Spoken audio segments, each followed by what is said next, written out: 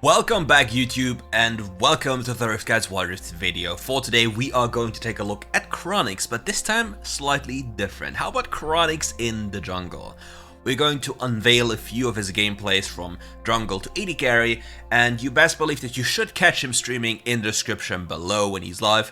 And just for now, let's take a look at this video. You can take a look at the build as well. It will be highlighted at the end of the video, or now you can basically just pick your poison at the end game stream, but you have to be fast because usually just skips into the next game really fast. Alternatively, just take a look at the build card or check out the Patreon. It will be uploaded there as well. No worries about this one. But starting this, we have a typical jungle clear. Not much is happening as of now in the early game. I'm a firm believer of an early full clear on the Lee Sin. It just makes it so much easier for you to get consistent gold income and have a level 5 power play.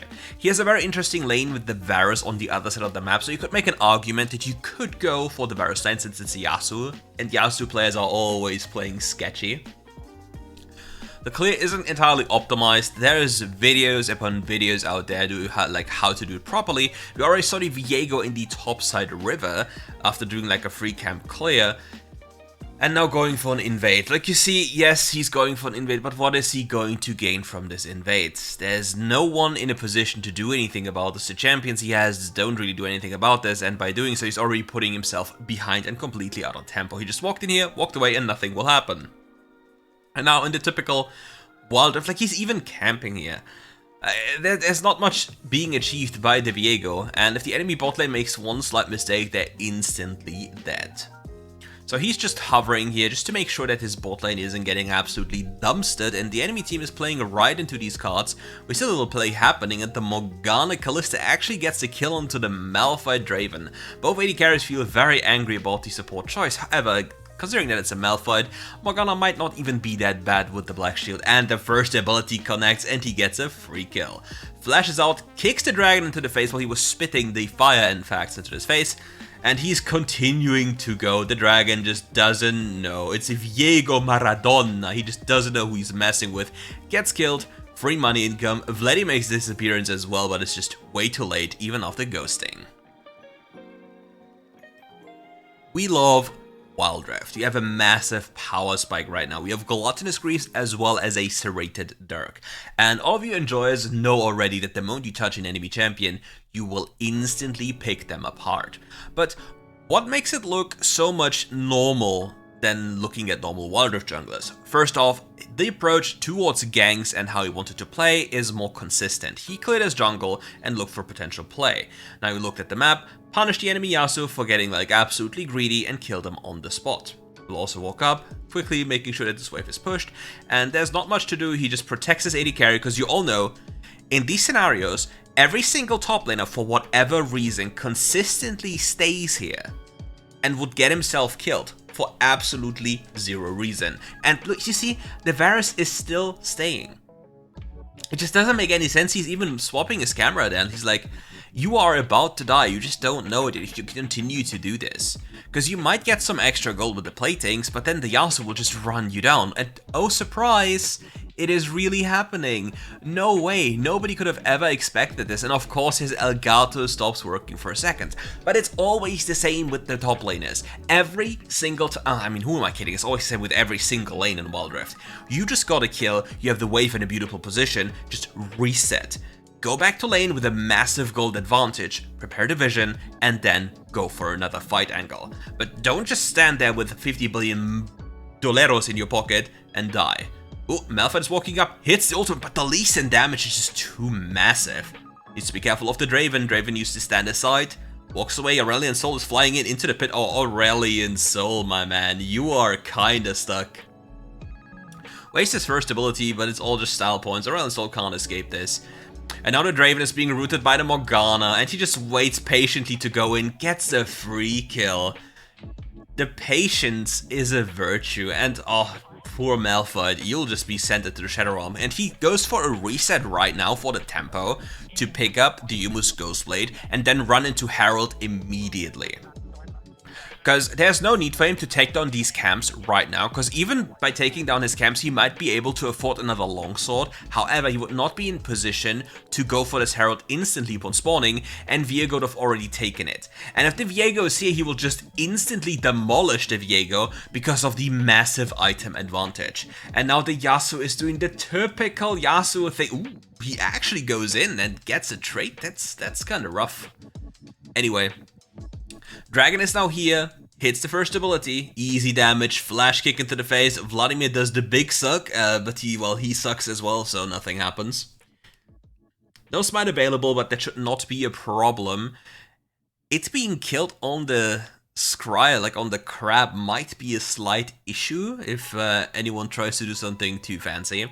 But now we'll get a massive advantage through the herald. He gets the herald, and now the big thing is, you should not go for dragon, you should rather play for an invade or another gank, because dragon in itself doesn't provide you anything. And you see, he's not starting the dragon like a mindless rooster, he's actually walking up for a gank, has the black shield early on top of himself, doesn't get immediately denied, black shield just wears off, and the enemy is dying for free. Viego is now here as well, and Viego doesn't have red buff, keep that in mind. Viego doesn't have red buff, our red buff has just respawned, so now Lee Sin can invade the enemy Viego. Needs to be mindful though to not mess up too much, he's very low HP, and the mid laner is just dead. And with the mid laner dead, he can't really just go for an invade, he rather goes for another play, because again, investing into dragons doesn't really do anything. Oh, he misses his first ability, Naughty Dragon, what is brother doing? Viego Maradona, you certainly are not him, and you will never be him. And the Yasuo also makes his appearance now, while Viego is trying to go for the dragon.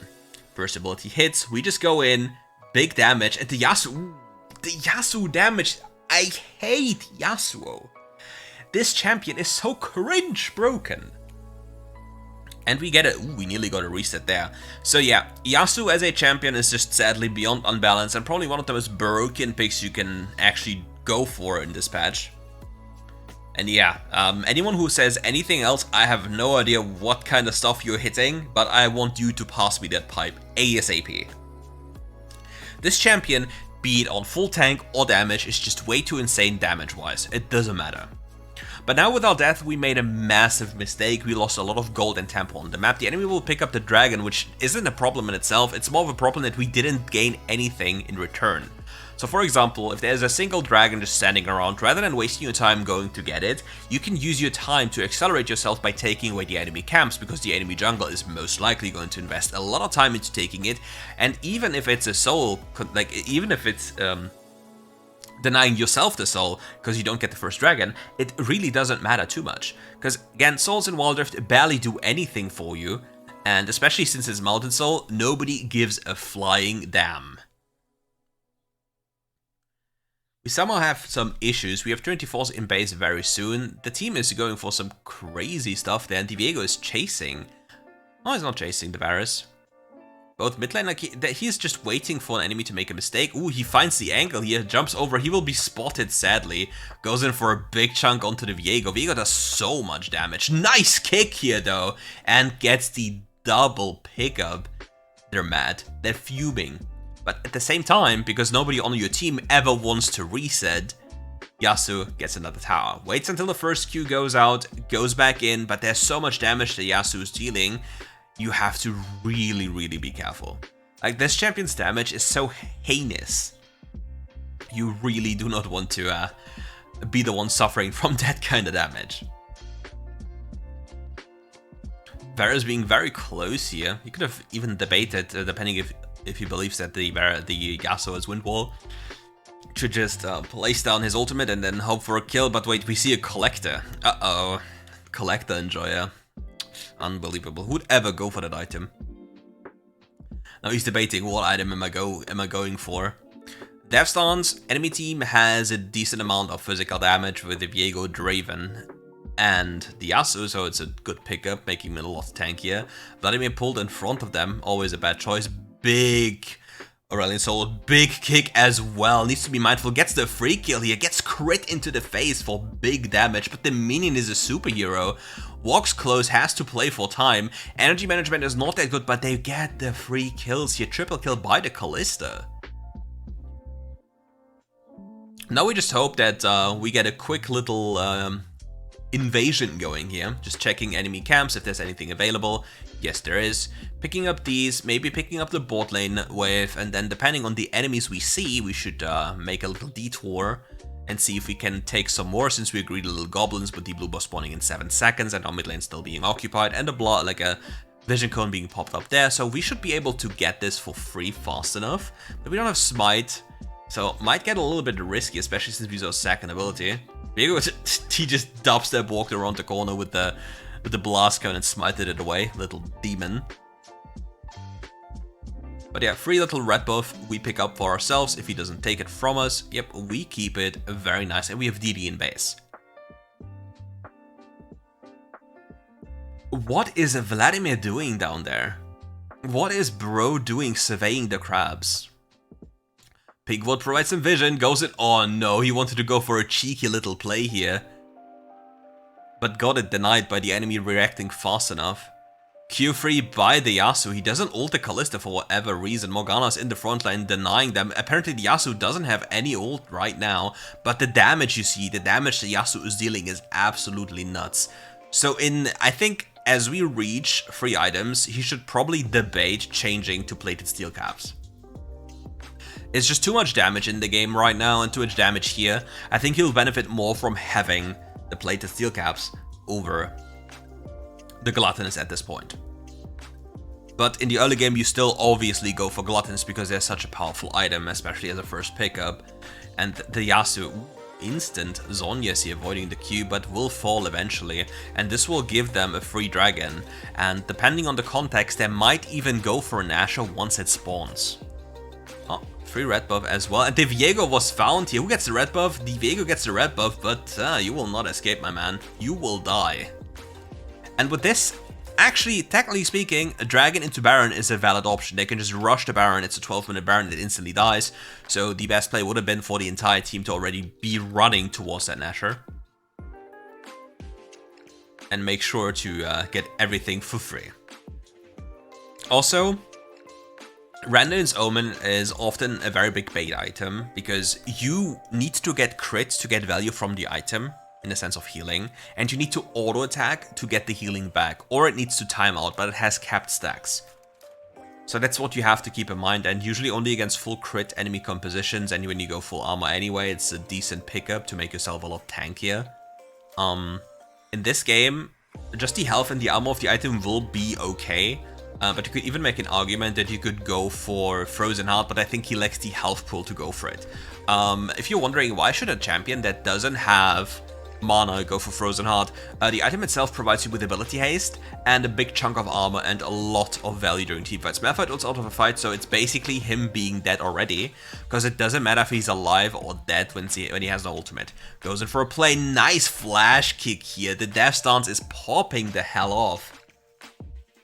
Viego's on the other side of the map, and they will certainly secure the Baron here. Yeah, you see, sometimes you're wondering, why are some AD carry players playing better in the jungle department than jungle mains? Well, jungling isn't rocket science. It is in fact very easy in a lot of times, but you shouldn't get carried away by emotions considering your teammates. But the Yasuo damage is insane. The death stance bleeding is coming in. Ooh, if this knockup hits, he actually dies, I think. Kranix, don't do it. I know you want to, just don't. Oh my...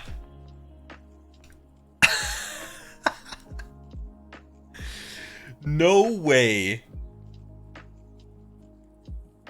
What is he doing? He's literally just trolling with them. Nah, man, this Malphite, he's cooked. Yeah, Lee Sin is balanced, kicks the fucking tank into their face and sends his greetings, and his team collapses. Morgana Puddle collects the Froggers. Hey, don't recall yet, like a bit of gold left for your full item, which you could have gotten by killing the minions in the bot lane. Unbelievable. How dare you not go for your item and the wave then. And I probably does the one camp and goes for a reset or what. Please don't. I beg of you. Thank you, thank you.